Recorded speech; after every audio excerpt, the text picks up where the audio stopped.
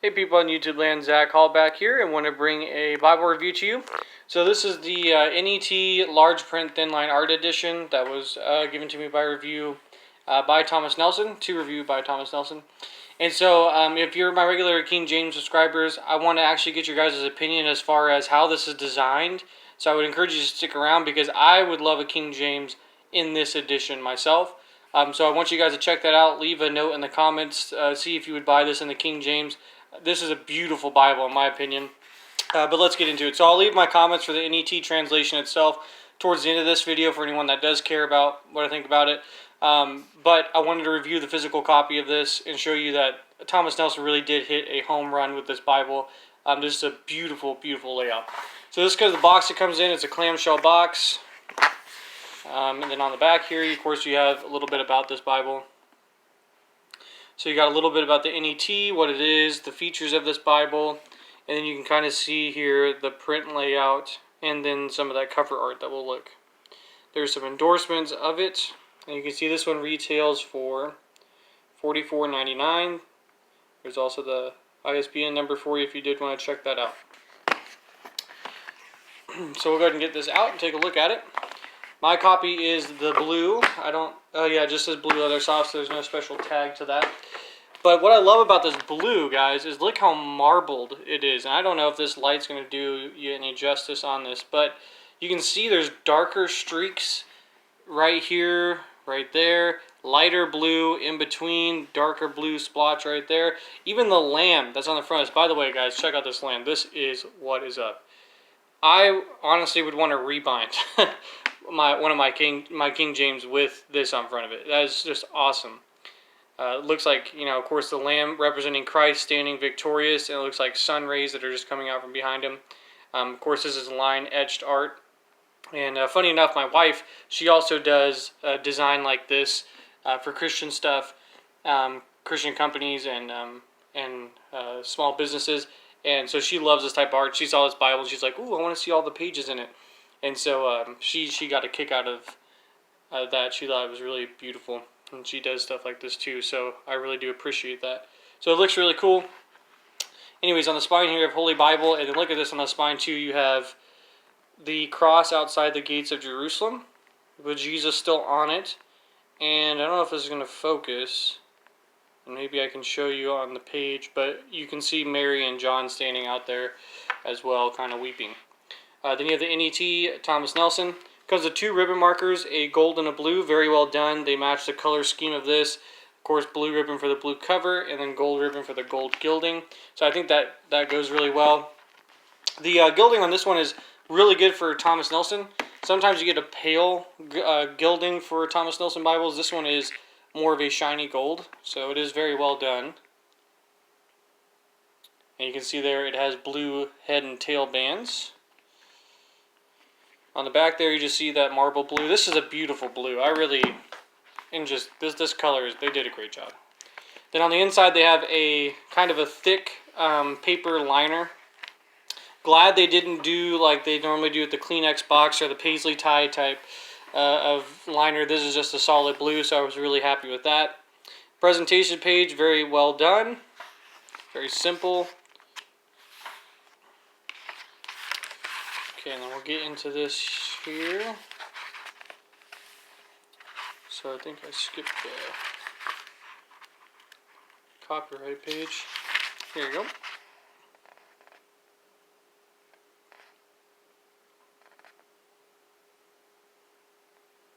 So you can see this is printed in South Korea. So for those of you that have a preference of not having Bibles printed in China, you can see they're printed in South Korea. So that's really cool. I'd like to see that more often. So the NET, of course, came out a while ago, really, but it really got a revamp just a few years ago by Thomas Nelson, and they brought in some more scholars and stuff to really kind of revamp the translation and make it more accessible. They have a lot of stuff online. They have a full notes edition that shows you every translation choice they made or discussed. So they really market this Bible as an open and honest review. Like people can come and still give input on certain translations. So again, I'm not the biggest fan of this because it is based off the critical text and it does heavily favor the critical text. I will say as far as the translation goes, as far as reading it, It is very readable. It sometimes uses too much gender-neutral language for my liking. Some people may like that. More power to you. But for me, it's a little too much gender-neutral. But in some of the areas I've read, it is really beautiful, really easy to read, really easy to follow. And so I was really pleased with it in a lot of areas. In a lot of areas, I was just like, well, I kind of expect it. But so here's the cover art for Genesis. So what you're going to get with the Thinline Art Edition is that every title page for the book of the Bible is going to have a new piece of art. So you can see here, you have Genesis, the tree of life, in the Garden of Eden. So just a beautiful, all these are awesome. And so why I like this is because it's at the beginning, and it's not in the text. So it's not like you're reading and all of a sudden, oh, wow, there's a random picture or something. I personally don't like that. So what I love that they did with this is every cover art piece has a picture that summarizes that book. And so we'll look at more of these as we go along here. Now, you're going to have an introduction here to Genesis and then the Christ of Genesis. I like this section. They have this for every book. So they'll have the Christ of Exodus, the Christ of Leviticus, so on and so forth. Then you get the text. This is a beautiful, dark font. Let me check the box real quick, see if it tells us how big the font is. 10.5 point font in the Comfort Print series. So this is very, very readable, and it's in a very manageable size. I'll bring in my Cambridge large print here to show you kind of size. The Cambridge large print is about a 9.6, so you're probably looking at about 9.25 by 6.25 on this Thinline, but it's obviously a lot thinner, about 1 inch. So let's get back in the text real quick. So you can see, very nice gutter space. This is, I believe, actually, is it whip stitched? Yeah, it is. So you can see it has the overcast stitching. I don't know if my camera will focus, guys. There we go. See, it has the extra stitching down the page there, so for extra durability. But you can see this beautiful font. I mean, it's a dark font, line matched. The ghosting is about right on camera. The paper's I think about 30 GSM, so it's thick and pretty opaque, but you can see where the lines don't match up. You can see the words, but where it does line up, very easy to read, not distracting at all. Now what I love about this is just how dark it is, how white the paper is, very well done. It's paragraph, double column. They have the page number here at the top left, the book chapter that you're on there. It does have footnotes. It is set, of course, in the more of a modern setting, so poetic sections will be set in stanzas. You have letters that will be set off as letters, songs that will be set off as songs. So here's another art piece, Leviticus. So you have the altar. Just a beautiful, because Leviticus is literally all about the sacrificial system, the forgiveness of sins through sacrifices. So in how the Levitical priesthood needs to essentially carry out their duties. And so that's just an awesome summary picture of that. And we'll go here. Here's Numbers. Okay. So you have the tabernacle. Again, just well done. Awesome. This is, I believe, not a red letter edition. Let me see. Here's a Job picture for you. So he speaks out to Job out of the whirlwind. That's pretty cool. So you can see here it's set in stanzas and poetry. And every verse is a new line there. But they do a great job of indenting the verses to give it a nice layout. You can see it lays flat. So it lays flat pretty much out of the box. Actually, when I got it, it feels like it's broken in already for you. So very, very nice job on the stitching and the binding. Alright, so here we're in Matthew. And I don't see any red letters, so it doesn't look like that is there. Now, for my King James viewers out there, this is why I want you to stick around, because I would love this format in a King James Bible. So the paragraph, give or take, if it was like this, I think I would like the King James in this dark of a font with the paragraph. I wouldn't mind. What I want to see more is that they bolded every time there's a Old Testament quotation in the New Testament. Okay, so here you have, look, the virgin will conceive and give birth to a son, and they will call him Emmanuel, which means God with us. So every time a New Testament author quotes an Old Testament book, it is bolded to draw your attention to the fact that they're quoting from the Old Testament. I personally love that. Wish that would be in a King James edition. So Thomas Nelson, if you're taking any advice on laying out King James in the future, if you guys could do a bolded edition for that type of thing where an author quotes an Old Testament verse, I would love that. Just as also someone aspiring to be in ministry, this helps with study time here. If I'm just know by looking at the page, oh, that's bolded, then I know that that's relating to prophecy or to a prophecy that they're quoting or an Old Testament quotation. And so see, here's another one here. Matthew, this is right where Peter's about to deny him. He's talking about how they will all scatter and flee from him. So you have here a quotation from the Old Testament. And of course you have linked to the bottom in the footnotes where that would be found. So Zechariah 13:7. Now, one of the reasons I don't like how the footnotes are done in this is that is overly biased to the critical text or the 2 or 3 manuscripts that typically everyone talks about: Sinaiticus, Vaticanus, and Alexandrinus. And it's not even, I don't even think it's fair. And I know that I read a lot of the translators people who worked on this in the beginning, and I know a lot of their positions. And so we'll just look at the ending of Mark, for example, and see if I can't get this in here. So it says Mark ends at this point in some manuscripts, including 2 of the most respected ones. Okay, so again, this is biased language. This is heavily biased. I get that most scholars think that these are the most original manuscripts, or that they're the closest to the originals or whatever. But literally every other manuscript of Mark that we have has the ending of Mark in it. Okay, so for someone to pit in here, the most respected ones don't have it, that puts in the reader's mindset like, oh, well, I guess it really shouldn't be in here if the most respected ones have it. When the case is actually, these are the only 2 that don't have the ending of Mark. Every other manuscript of Mark has it, or has a slightly different ending of Mark. I mean, that's what it talks about there as well. But it's heavily biased. And we'll look at some of the different ones as well. So as far as the translation reads, though, I mean, it reads fairly well. I do like it. We'll give you, let's just give you a sample here in John chapter 1. Let you look at that cover art. So here is that spine cover art that you saw in the Bible. So let's see if I can turn that real quick. So that is the Gospel of John. And the Lamb is the same one for the book of Revelation. We'll look at that too. But here you can see Jesus being crucified outside the city. And there's Mary and John standing at the cross. So again, the cover art is just spot on in this. Anyways, let's get you a sample of what this sounds like. So it says, in the beginning was the Word, and the Word was with God, and the Word was fully God. So I do like that translation there of was fully God. I think that's helpful in clarifying. The Word was with God in the beginning. All things were created by Him, and apart from Him, not one thing was created that had been created. In Him was life, and the life was the light of mankind. And the light shines on in the darkness, but the darkness has not mastered it. So that kind of gives you an idea of that.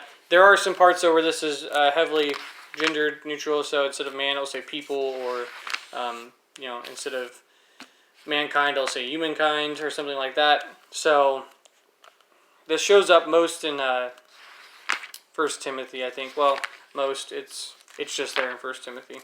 Look at 1 Timothy 3 real quick.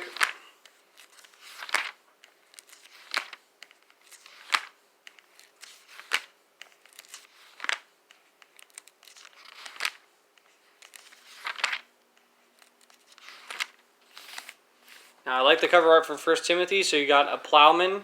So thinking about ministry, a pastor, what he's supposed to be doing.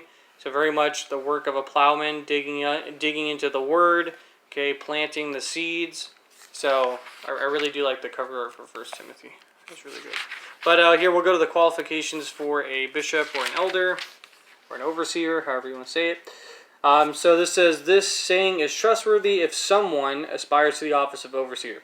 So in every really major translation that's conservative, you're going to have if any man or if some man aspires. The King James says this is a trustworthy saying if any man desires the office of a bishop. Okay, so the King James will say any man, and I believe, as far as I know, and again I'm not a Greek expert, but the word there is masculine and it is man. So when people do this, you're just bringing slight confusion to the text. Now, it does clarify here, because it does then use the pronouns he. So then you have, if someone aspired to the office of overseer, he desires a good work. The overseer then must be above reproach, the husband of one wife. So you have that. So it doesn't go as bad as like the NRSV or something like that, but still has gendered neutral language. So I did want you to be aware of that. Again, I know some of you are like all for it, some of you are against it, and so I did just want to make you guys aware of that as well. All right, so let's see here. Hebrews will give you a look here again of the quotation of the Old Testament and the New Testament. So you see the bolded font here compared to the regular is a quotation from the Old Testament. So I really love this. Very helpful. Oh, let me see. I wanted to go back to 1 Timothy because I think that was where another footnote is.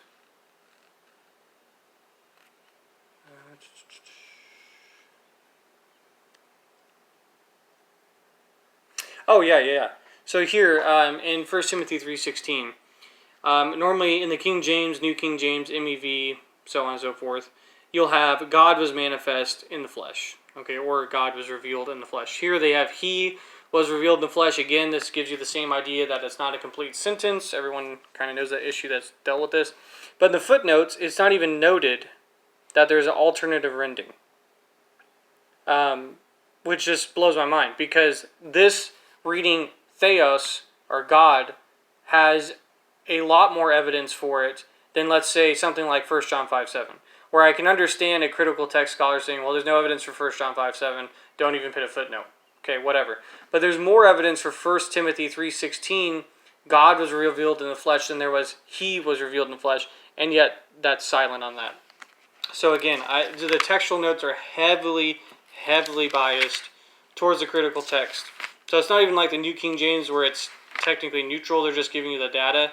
This one's telling you this manuscript's better, this one's the most respected, blah, blah, blah, blah. To me, I don't think you should do that if you're doing footnotes. But again, they don't pay me for that, so I guess I won't go any further. But we'll look into, I think, 1 John 5:7 real quick, because I think they do mention it. Yeah. So they have here, later Latin manuscripts add the words in heaven, Father, Word, and the Holy Spirit, and these three are one. Then there are three that testify on the earth. So you can see there they have 1 John 5:7 noted, but then they didn't have 1 Timothy 3:16 noted, which has better manuscript support for it. And I believe 1 John 5:7 is original, but again, I would think that you would put that in there, but I guess not. Another one is Acts 8:37. Let's take a gander at that real quick. I know this has gone a little bit longer than I normally do, but again, when reviewing a translation and a Bible, it's you're trying to do two in one essentially. So we'll go to Acts chapter 8 here. And this one, I think, yeah. So you have the confession of Philip before he's baptized. So he says that of the Ethiopian eunuch, excuse me. It says a few later manuscripts add 8:37. He said to him, "If you believe with your whole heart, you may." He replied, "I believe that Jesus Christ is the Son of God." So again, that's not that truthful. Like, there's a lot more manuscripts that support that reading than just a few later manuscripts, and so that's kind of another frustrating one. John 8, of course, is another big one if you have studied textual criticism at all. Let's see the note on this. So again, John 7:53 through 8:11 is not contained in the earliest and best manuscripts and was almost certainly not an original part of the Gospel of John. Okay, so this again is just heavy bias against this passage.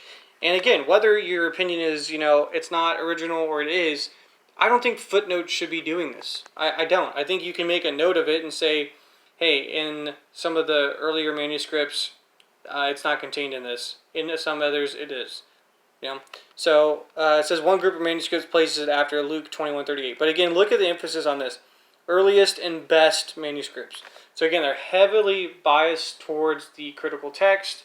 And you're going to find that throughout this Bible. So again, if you're more of a TR guy like me or a King James person, you're going to find this not very friendly towards our position, I guess.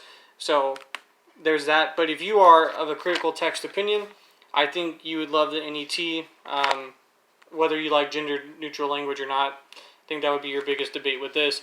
But as far as accessible it is, it's very easy to read.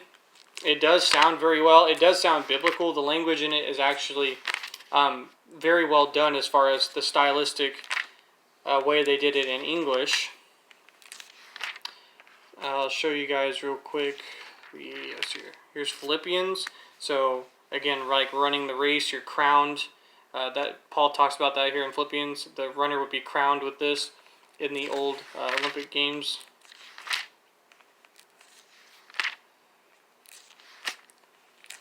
And we will get to Revelation. I'll show you the cover art on that one, since that's the cover essentially.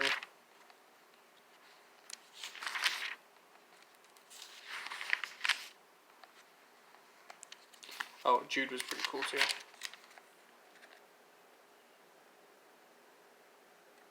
So Jude's a book of judgment, so that's a very fitting art page there. And then here we got Revelation. So the Lamb who's victorious, right? So at the end of all the ages, Christ will come back and he will be victorious over all of his enemies. And so I just love every cover art really does a great job of summarizing the whole book in one picture. So kudos to the guy or the lady who designed this. You did a great job of summarizing every book in a picture. And I think this is better for visual learners, people who just don't get words off a page and it automatically translates into their head. They need sometimes maybe a picture or a visual aid. I think this is a Bible you should pick up because those pictures are definitely going to help you. Now the back you have a daily reading plan. I really think that's the only help you're going to have. And then you'll have a couple blank pages in the back. And then you have the Thomas Nelson maps. You do have the route of the Exodus, but it looks like they're taking a beach scene trip instead of going over the actual Red Sea. So maybe they got an Airbnb there along the coast and just chilled. But the other maps in here are really good. It's very well marked off. The color's really good. It's on a thicker semi-glossy paper, so I do like that. It doesn't feel too thick, and it's definitely not too shiny. And then you get the back cover there as well. Okay. Oh, I guess one more thing I should mention. It is aesthetically more pleasing here. It doesn't really, I don't think, serve a purpose, but it is stitched around the perimeter. So you guys can see that as well. So, yeah, again, I think beautiful Bible. Thomas Nelson hit this out of the park as far as design. I'm all in favor of this blue leather soft. This is a beautiful, beautiful color and binding. I love the lamb on the front. I love the spine. You guys did a great job. If I could have this in King James, it'd probably be my main Bible, to be totally honest with you. I love how it's formatted. I love the font. I love the little introductions. They're actually helpful. I love all the pictures in here. They're helpful to summarize each book. So if they did this in a King James, I think there would be a big market. But of those people that watch my channel that do read the King James, let me know in the comments if you would be interested in buying one if it came out in the King James. I'm just interested in your opinion because I saw this and I was like, man, I wish this was in King James. So I will not be an NET user, just not my text preference, and to me it deviates a little too far. It's too gender neutral, but I could see how a lot of people would want to read this. It is very readable. So that is out there if you want it. Again, it's $44.99. You may be able to find it cheaper on Christian Book. Normally they always have discounts on that. But again, yep. So the NET Bible, large print, thin line art edition. If you do have any questions about it, any comments or concerns or anything I can answer for you, let me know in the comments. I'll be happy to get to them when I can. So thank you guys. Have a great night and God bless.